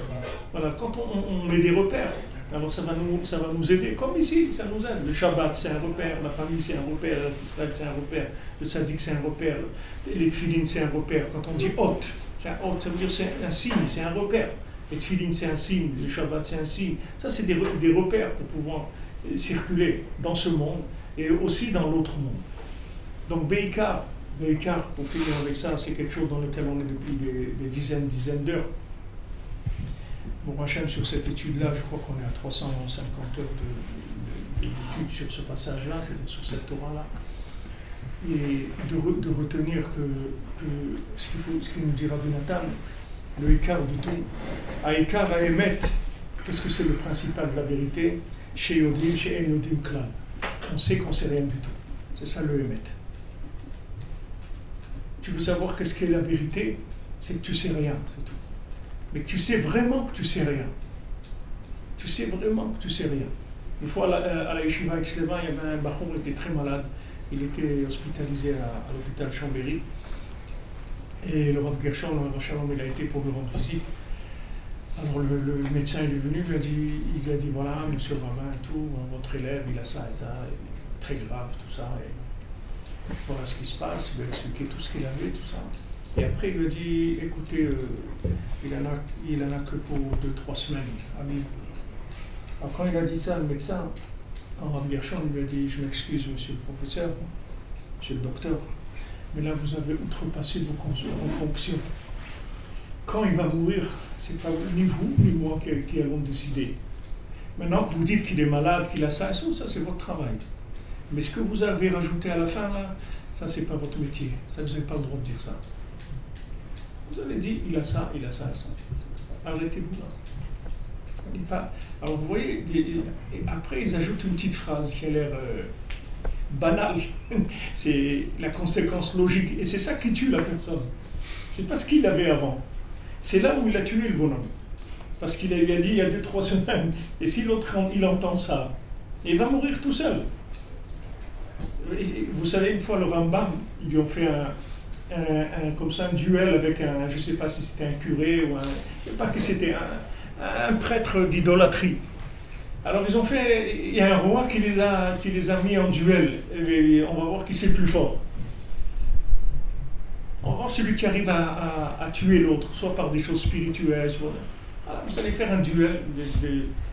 Ok, alors le prêtre, là, il a préparé un poison, etc., pour le Rambam. Et le Rambam aussi, il a préparé un truc. Alors, qui est-ce qui commence? Parce que normalement, celui qui commence, il va terminer, puisqu'il va lui donner un poison, un truc terrible. Alors, le Rambam, il lui a dit, allez, il n'y a pas de problème, et on commence avec ton truc. Alors, il lui a donné un poison terrible et tout. Alors, le Rambam, il a pris. Après, le Rambam, qui connaissait beaucoup la médecine, tout ça, il a fait tout un truc. Il a pris, je ne sais pas, une vache, il a ouvert le ventre, il a fait des trucs. Enfin, il s'en est sorti, il s'est débarrassé du poison. Après, il lui donne à l'autre, une boîte fermée, une grande boîte. Maintenant, il ouvre la boîte avec une autre boîte. Il ouvre comme ça. Je crois qu'il arrive à une toute petite boîte. Et dedans, il y avait une fiole où il y avait une goutte. Alors, il prend cette goutte-là. Dès qu'il prend la goutte, le gars, il meurt tout de suite. Alors, le roi, il a dit, extraordinaire et tout. C'est quoi ce poison-là? Alors, le Rambam lui a dit, c'était de l'eau, c'est tout. C'était une goutte d'eau, c'est tout. C'est pas du poison. Mais il a tellement préparé psychologiquement que le gars, il est mort, c'est tout. Avec la goutte d'eau. Comme on dit pour le placebo. La personne, elle croit que c'est un médicament, elle le prend, ça la soigne. Et pourtant, c'est un morceau de sucre, c'est pas un médicament. Vous lui donnez un médicament, vous lui dites, c'est pas un médicament, ça c'est un morceau de sucre, il ne marche pas le médicament. Ça, il le voit les médecins, c'est quelque chose qui est il le vérifie. Donc vous voyez bien que la chose, elle est rien du tout.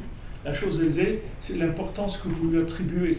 Elle vous renvoie ce que vous avez investi comme confiance dans la chose.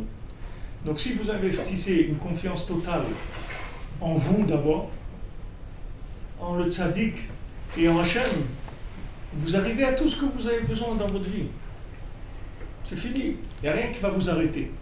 Parce que ce qui vous arrête, en fait, c'est de croire dans les limites.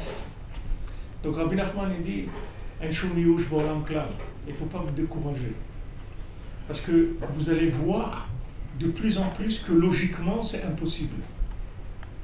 Comme dit Ben Gurion, s'il ne croit pas dans les miracles en Israël, alors il n'est pas réaliste. La réalité d'Israël, c'est le miracle quotidien. Voilà, regardez, ils ont trouvé des caisses de la Croix-Rouge, $1 milliard comme ça. C'est extraordinaire. Dans quel pays ils ont ça? Il y a quel pays qui a ça? $1 milliard, ils l'envoient, c'est dans les boîtes de la Croix-Rouge. Oui, ils ont filmé. C'est que des boîtes pleines de... J'ai la vidéo. Vous avez vu ça? Ouais. Là, c'est quand, là? Récemment, là? Là, hier, avant-hier. Extraordinaire. Puisque l'orgueil il est dans l'homme, ouais. Évidemment, c'est savoir, l'orgueil il est dans nous-mêmes. Ouais. Comment tu peux te dire et réagir que tu n'es rien alors que tu es quelque chose? Toute ta vie, c'est une chose. Alors comment tu peux me dire qu'on peut effacer beaucoup de choses de notre vie qu'on a passées ou qu'on a vécues. Ça dépend, si tu veux, l'orgueil, c'est pas quelque chose qui est... D'abord, c'est quelque chose qui se soigne. Et Rabbeinu dit qu'en venant chez le tzaddik, c'est la seule façon de soigner l'orgueil. Parce que quand tu viens chez quelqu'un qui est tellement grand, ça t'enlève toutes les petites... c'est comme si tu vas chez un très grand riche et toi, tu as 200 ou 300 000 euros sur ton compte. Alors tu vas chez lui, c'est comme si tu es un mendiant, tu n'as rien du tout par rapport à lui. Donc quand tu viens chez le tzaddik, ça t'enlève ça. C'est pas maintenant ce que tu as fait, c'est comment tu conçois ce que tu as fait. Si maintenant tu crois que tu es les massés, tu es un haut-parleur, tu es la voix de son maître, un haut-parleur, il va pas avoir l'orgueil qu'il est en train de chanter. Il chante pas. Le haut-parleur, il chante pas. Pourtant tu débranches le haut-parleur, tu n'entends plus la musique. Tu le rebranches, tu entends. Donc c'est lui qui chante. Puisque voilà, j'enlève la prise, on n'entend plus rien. Donc tu vois bien que c'est lui qui chante. Ben non, c'est pas lui qui chante. Si tu crois que tu es un haut-parleur, tu n'es pas rien. Tu n'es pas rien. Mais seulement ça ne vient pas de toi, c'est tout. Si tu conçois les choses comme ça fait partie de ce qu'on a dit. C'est-à-dire, tous ces anges-là, ils s'appuient sur l'ego pour nous faire tomber.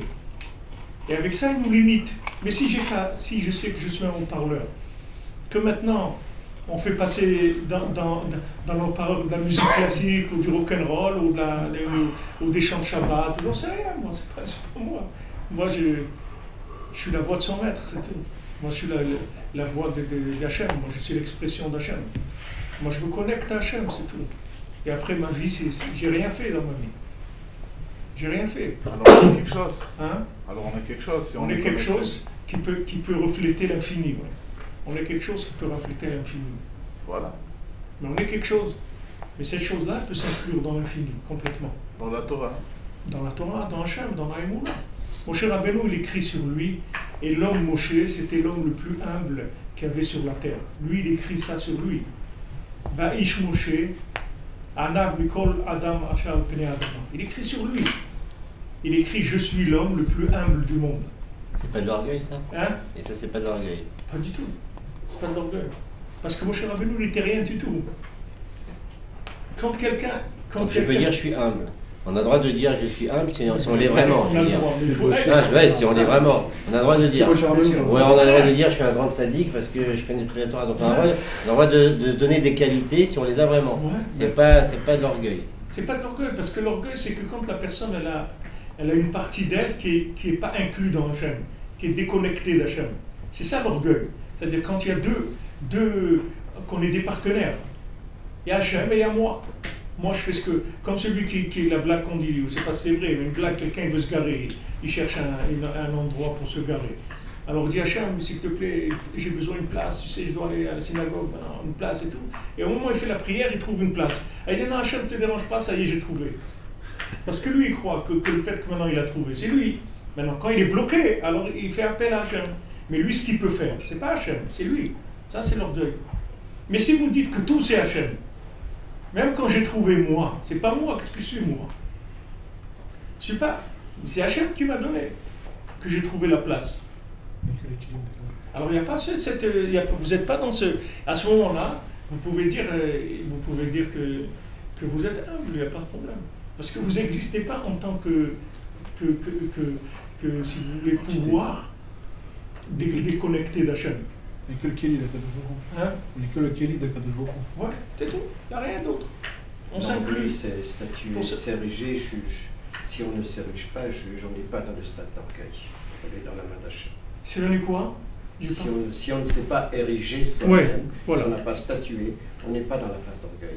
Oui, tout à fait. On est encore dans la communion d'Hachem. Si maintenant vous voyez un bébé, par exemple, il est comme David Ameller, qui galait à l'Aïmo comme un bébé, je suis comme un bébé dans les bras de sa maman, avec Hachem. Est-ce qu'un bébé il va imaginer qu'il va trouver à manger, qu'il va trouver de la parnassa, qu'il va trouver une maison? Il ne peut même pas imaginer ça. Il est entièrement dépendant de sa maman. Il n'y a personne qui pourrait... Si sa maman ne s'occupe pas de lui, il meurt, c'est tout. Il y a pas Si sa maman l'abandonne, il meurt. C'est comme ça qu'il faut être. C'est ça qu'il a dit David Ameller. Moi, je suis comme ça.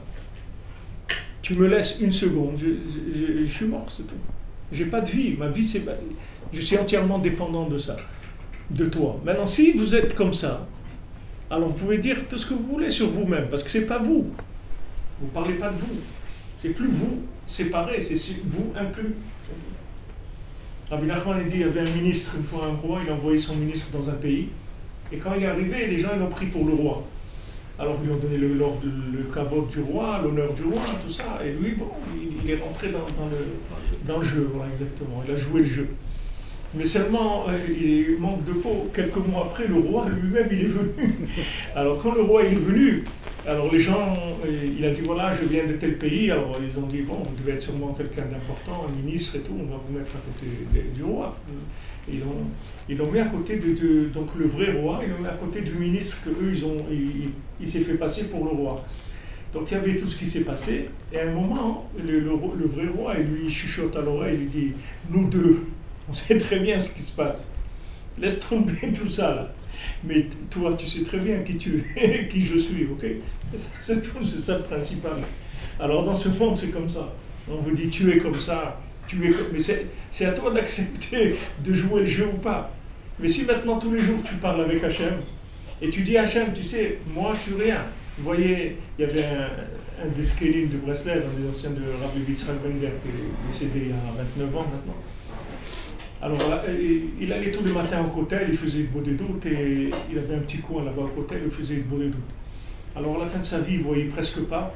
Donc, ils ont mis un enregistreur, là, à l'époque, c'était des cassettes. Ils mettaient un enregistreur à côté de lui pour enregistrer sa Bodé doute. Lui, il ne savait pas. Ils lui ont mis un enregistreur comme ça à côté de lui. Alors, dans un enregistrement, ils entendent comment ils disent « Hachem, regarde, les gens ils nous disent « je suis un grand rave, que je connais toute la Torah, que j'ai... Mais nous deux, toi tu sais très bien qui je suis. Et moi je sais très bien aussi qui je suis. Donc aide-moi que je ne me roule pas, que tous ces gens-là qui me disent ça, que je sache moi qui je suis, que je ne me fasse pas attraper par ça. Et pourtant il avait 92 ans. C'est pas quelqu'un qui commençait sa carrière. Quelqu'un qui n'avait que 92 ans. On pouvait dire à quelqu'un, bon, non, il avait peur, il tremblait de ça. Qu'il ne tombe pas dans l'image qu'on veut lui renvoyer de lui, que lui, il sait très bien qui il est. Mais si vous n'entretenez pas ça tous les jours, si vous ne pointez pas tous les jours, c'était un grand en Torah. Ouais. Alors il peut dire je suis grand, même à Hachem il peut dire alors je suis grand. Mais non, il avait peur de rentrer dans ce jeu-là. Mais on ne joue pas avec Hachem, puisque il sait quand je m'adresse à Hachem qui je suis. Hachem sait qui je suis. À quoi? Parce que Moshe Rabbeinu il a dit, lui il dit je suis humble. Ouais, c'est Moshe. C'est Moshe, mais lui c'est peut-être... C'est un rave de grand par rapport à la génération, mais lui-même par rapport à ses rabbanim, il se sentait nul. Moshe il a parlé avec Hachem, il y a une comparaison entre quelqu'un et Moshe, attends. Moshe, il a parlé avec Hachem. Il y a quand même des grands en ce monde, il y a quand même des grands. Ah, il y a des très grands, oui. Oui, de très grands, mais par rapport à Hachem, leur grandeur, c'est qu'ils sont petits. Parce que le jour où il croit qu'il est grand, il est terminé. Même Moshe Rabbeinu. Par rapport à Hachem, même Moshe Rabbeinu, par rapport à Hachem, il est petit. Mais bien sûr, mais c'est pour ça qu'il peut. Alors si Moshe Rabbeinu, il dit je suis humble, pourquoi un grand sadique, il ne peut pas dire Hachem, oui, je suis un grand sadique? Non, il ne peut pas dire ça, parce qu'il est par rapport à... Si le jour où lui, il dit ça à Hachem, s'il dit ça aux gens parce que les gens ont besoin, etc. Mais lui, bien que socialement, il vit cette chose-là, lui, tout le temps, il doit pointer pour pas que ça se sépare de Hachem. Même Moshe Rabbeinu, quand une fois il a parlé, il a dit quelque chose sur l'homme Israël, Hachem lui a dit, attention, tu es en train de parler de mes enfants, là. Klum natati lecha gdoula ela b'shvil Israël. Toute la grandeur que je t'ai donnée, c'est que pour eux, c'est pas pour toi. Tout ce que tu es de Moshe, c'est pour eux. Parce que j'ai décidé de t'envoyer, que tu vas être leur guide. C'est pour ça que je t'ai rendu comme ça. N'oublie jamais ça. Même Hachem, il a repris à Moshe Rabbeinu. Parce qu'à un moment, il a eu de la rigueur par rapport à Israël. Il dit, quelle rigueur tu as? C'est mon peuple, je les aime, je les adore. De tu parles. Ils ont fait ça, peu importe ce qu'ils ont fait. Ne parle jamais sur eux, c'est mes enfants. Vous voyez que c'est très très fin, c'est pas... Le tout, si vous voulez, dans le positif et dans le négatif, le monde il nous renvoie des images de nous-mêmes et nous on joue le jeu. Et on n'est pas nous-mêmes, ni dans le positif ni dans le négatif. C'est-à-dire dans les limites aussi que les gens nous envoient. Quand vous êtes employé chez quelqu'un, par exemple, alors si c'est quelqu'un qui a besoin de vous, etc., il va toujours vous envoyer des images que vous ne pouvez rien faire tout seul. Il ne va pas vous laisser croire que vous pouvez réussir votre vie, aussi monter votre affaire et tout. Parce qu'il a besoin de vous. Donc les images qu'il va vous envoyer, c'est toujours des images de quelqu'un qui ne peut être qu'employé, c'est tout. Mais l'employé de quelqu'un, c'est parce qu'il s'est limité à ça. C'est pour ça qu'il est employé. Mais ici, dans ce monde, chacun est libre de devenir ce qu'il va devenir. Rabbeinu, par exemple, Rabbi Nachman, il ne voulait pas que ses élèves soient des mélamdim, des enseignants pour les enfants. Parce qu'il dit, tu vas avoir un salaire d'enseignant. Ok. Et si maintenant, ton mazal, un jour, tu reçois Minashamaim, que tu dois avoir une grosse réussite, et dit, qu'est-ce que tu vas recevoir? Tu vas recevoir un petit gâteau à la crème d'une maman qui va t'amener un gâteau parce que c'est l'anniversaire de son fils, elle veut te dire merci. Alors que si tu n'étais pas là-dedans, tu aurais reçu une fortune. Et maintenant, c'était traduit dans la petitesse dans laquelle tu t'es mis. Ah ben non, il ne voulait pas ça. Ouvre. Maintenant, ce n'est pas tout le monde qui peut. Il y a des gens qui ne peuvent pas. D'abord, ils n'ont pas les moyens, ils ne peuvent pas se lancer. Ils sont obligés d'être employés. Mais ce qu'il faut faire, c'est qu'il ne faut pas fermer. On peut être employé, dépendre d'un patron et tout pour son salaire, mais dans le cœur, dans sa prière, il faut être libre. Il ne faut pas être emprisonné là-dedans. Il faut savoir que ça peut changer d'une seconde à l'autre le moment où viendra où j'aurai ma liberté. Pour l'instant, je subis cet esclavage. Parce que c'est un esclavage, dépend de quelqu'un, etc. Il doit venir à l'heure où il a décidé. Des fois, quelqu'un dit tu dois être là à 7 h du matin. Oh, qu'est-ce que tu veux? Il ne peut pas prier comme il faut. Il ne peut pas. Mais qu'est-ce qu'il va faire? Il doit travailler. Et il n'est pas tout, il ne peut rien faire. Il doit travailler, aller sa parmassa, c'est comme ça. Maintenant, c'est comme ça. Mais moi, je n'accepte pas ça. Je ne dois pas accepter ça. C'est comme ça, d'accord? C'est ce que je vis maintenant. Je ne sais pas pourquoi, mais c'est comme ça. Mais moi, je sais qu'Hachem peut me sortir de là en une seconde, et tous les jours, je me demande, donne-moi ma liberté. Je vais être à mon compte, je vais faire mon truc à moi. Pour être libre, pour pouvoir te servir plus en liberté, pour pouvoir m'occuper plus de ma famille, pour pouvoir faire ce que... Si au milieu de la journée, ma femme a besoin de moi, mes enfants ils ont besoin de moi, ben si j'ai mon truc, et mon magasin, mon truc, je le fais, je vais chez moi, c'est tout, je ne dois rien à personne, je suis libre, c'est tout. Je veux être libre, je veux faire ce que j'ai à faire dans le monde. Donc, si vous voulez ça, c'est aussi une liberté intérieure qu'il ne faut pas perdre. Bien que maintenant, par rapport au Emet, je vis là où je vis, je ne peux pas faire autrement. Mais par rapport au Emet Léamito, je n'ai pas de limite. Je n'ai pas de limite en moi. Aucune limite. C'est ce que je vous dis, c'est ça qui est dur. Parce que si maintenant vous vous lancez dans quelque chose où vous n'avez pas le Emet qui correspond à ce Emet Léamito, vous n'allez pas réussir. Si vous sautez trop tôt, alors vous n'avez pas l'assise pour que ça marche. Et si vous êtes trop dans l'assise, alors vous allez rester assis tout simplement. Vous n'allez jamais vous lever. Il faut être assis et savoir que vous pouvez vous lever. Tout le temps, les deux. Il faut travailler avec les deux. Je suis, voilà comme on dit, Tumunat Matzah, c'est-à-dire je fais, voilà maintenant le bilan de là où je suis. Ça c'est le Emet dans lequel je suis aujourd'hui. Mais ce Emet-là, il peut changer en une seconde. Yosef Hatzadik, il est 12 ans en prison, ok? 10 ans en prison, il a pris 2 ans de plus parce qu'il a demandé à quelqu'un de l'aider à sortir. Alors Hachem lui a dit, ah bon, tu demandes à quelqu'un, ça veut dire que tu crois que c'est pas moi qui t'ai mis en prison. Toi, Yosef Hatzadik, tu demandes à quelqu'un d'intervenir chez Paro pour te sortir de prison. Tu ne crois pas que chaque seconde que tu es en prison, c'est moi qui veux. Donc pour ça, pour apprendre ça, tu vas rester 2 ans de plus en prison. Il a pris encore 2 ans. Mais d'une seconde à l'autre, il est devenu l'empereur d'Égypte, l'empereur du monde entier, les Maasé. Yosef Hatzadik, Roua Mashbir, c'est lui qui donnait à manger à toute l'humanité. Un quart d'heure avant, il était en prison. Maintenant, dites à ces personnes qui sont en prison que dans un quart d'heure, il va devenir l'empereur du monde. Il va dire, mais tu es fou. Et moi, laisse-moi sortir, c'est tout ce que je demande. Mais Youssef Hatzadik, c'était pas comme ça. Youssef Hatzadik, il dansait toute la journée en prison. Les Zoharides, toute la journée, il dansait. Et il faisait danser tous les prisonniers, il les réjouissait et tout. Il avait toutes les clés des prisons. Le gardien, il avait lui toutes les clés de la prison. C'était un Breslev. Hein? C'était un Breslev. Ouais, c'était un vrai Breslev. Et d'ailleurs, ils ont été, je sais pas, j'ai vu, ils ont été à Youssef Hatzadik cette semaine là. Hier soir. Hier soir. Je crois. Il y avait ils ont mis là-bas une bombe là-bas. À distance. Ah oui. Ils avaient mis une bombe, il y avait 1000 personnes. Hier soir. Ils ont placé sur la rue de l'entrée, ils ont mis là-bas une grosse bombe et au Hachem, ils l'ont trouvé avant et ils l'ont désamorcé, tout ça. Youssef Hatzadik, il est là. Qu'est-ce qu'il peut. Les gens croient qu'ils peuvent jouer. Youssef Hatzadik, c'est Youssef Hatzadik, c'est tout, il est là. C'est un endroit, il a Shrem, il est là. Pour l'instant, vous voyez, vous avez l'impression qu'il dort. Vous allez voir quand ça va se réveiller, qu'est-ce que ça va faire. Et tout dépend. Voilà, 1000 personnes vont prier là-bas. Qu'est-ce qu'ils vont prier là-bas? Voilà, on vient ici, il fait froid. Parce qu'on sait que c'est un sommeil qui est latent. C'est-à-dire qu'apparemment, ça dort. Ça va se réveiller, ça va sortir de tout ça. Très rapidement, que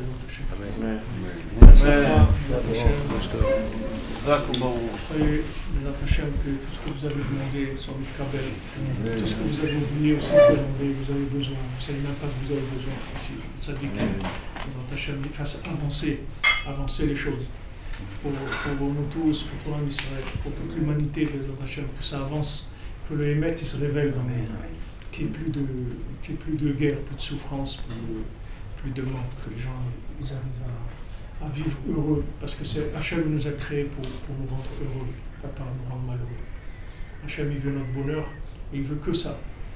Il a créé tout le monde pour qu'on sourie, pour qu'on soit content.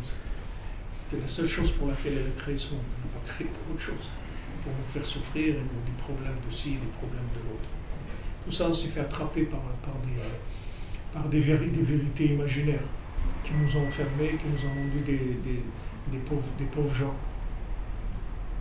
Vous savez, à côté de Haïfa, il y a le Rav de Lubavitch, il avait dit aux gens, à des gens qu'à côté de Haïfa, dans la baie de Haïfa, là-bas il y a le trésor de Zevulun, de la tribu de Zevulun. Si on trouve le trésor de la tribu de Zevulun, c'est plus que toute la richesse qu'il y a dans le monde entier. Et il a dit à peu près dans quel endroit ça se trouvait. Et il y a une entreprise ça fait des années, elle creuse là-bas, elle forme des endroits, dans la baie de Haïfa, dans un endroit précis là-bas. Elle creuse, elle cherche, mais ça va sortir.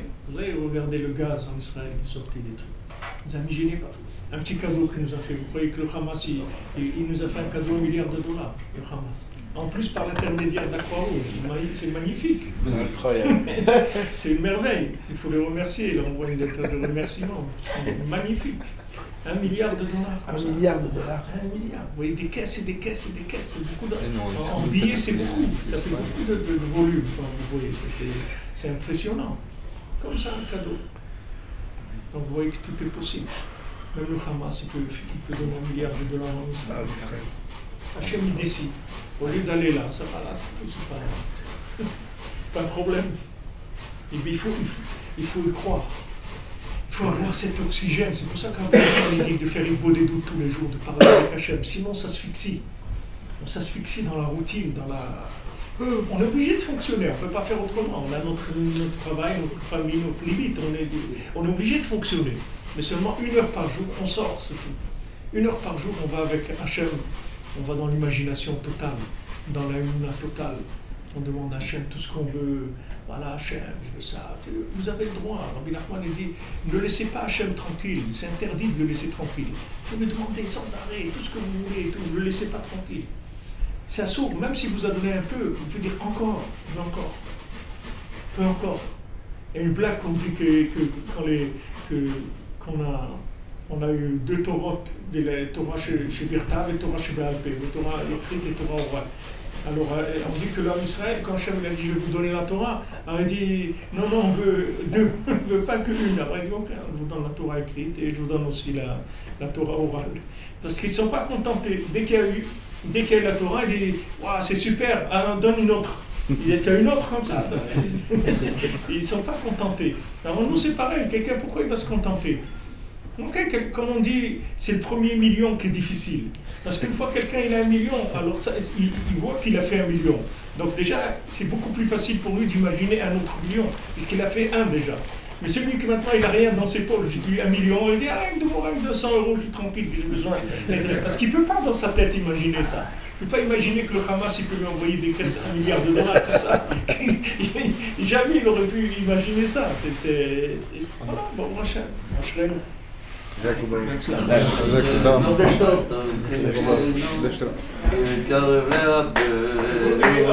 faire maintenant le petit séminaire de Rosh Chodesh. Allez. Vous avez amené du vin? Je suis très honoré de vous connaître. Moi aussi. C'est la première fois que je viens à Breslev. Et aujourd'hui, c'est mon anniversaire et j'ai l'extrême privilège d'être là pour mon anniversaire. Et j'ai envie de discuter pour que vous voyez. Alors, Bézant Hachem, on va voir à votre santé d'abord pour Mazal Tov à votre anniversaire. Bézant Hachem. Merci Hachem. Merci Hachem.